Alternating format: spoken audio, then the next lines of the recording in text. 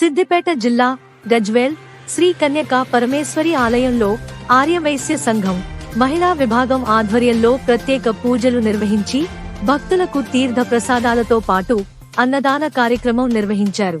అనంతరం సారథి ఛానల్ 2024 నూతన సంవత్సర క్యాలెండర్ ఆర్యవైశ్య నాయకులు సిద్ధి భిక్షపతి, నంగునూరి సత్యనారాయణ, గోని సంతోష్ చేతుల మీదుగా ఆవిష్కరించారు.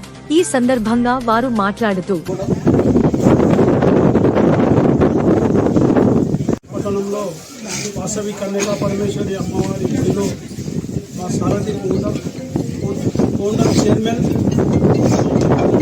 సారథి న్యూస్ ఛానల్ గుడాల శేఖర్ గారి ఆధ్వర్యంలో 2024 క్యాలెండర్ను మా అమ్మవారి గుడిలో మా ఆర్యవైశ్య సోదరుల సమక్షంలో మా కిరాణం అసోసియేషన్ అధ్యక్షులు భిక్షపతన్న గారి ఆధ్వర్యంలో కొండపోచమ్మ డైరెక్టర్ గోని సంతోష్ గారి ఆధ్వర్యంలో ఈ ఆలయ కమిటీ సభ్యుల ఆధ్వర్యంలో ఆవిష్కరణ జరిగింది.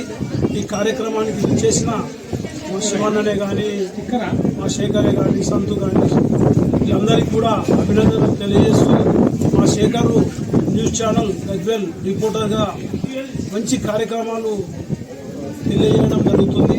ఆయన ఛానల్లో ప్రతి ఒక్క గజ్వేల్లో ఏం జరిగినా మనకు తెలియకముందే మనం ఫోన్ ఓపెన్ చేసినట్లయితే మా శేఖర్ అన్న గజ్వేల్లో ఎక్కడ ఏం జరుగుతుంది అనే కార్యక్రమాలు ప్రతి ఒక్కరు కూడా మనకు తెలియజేయడం చాలా సంతోషకరం.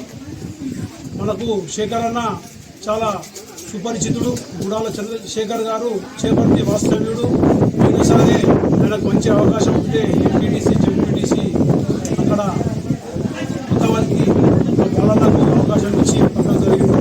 ఆయనకు ఈసారి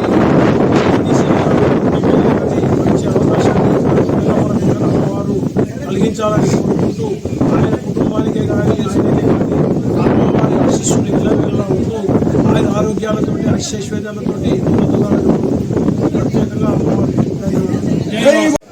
రాములవారి టెంపుల్లో ఉన్నటువంటి కన్యకా పరమేశ్వరి అమ్మవారి గుడిలో 41 రోజు పారాయణం చేయడం జరిగింది.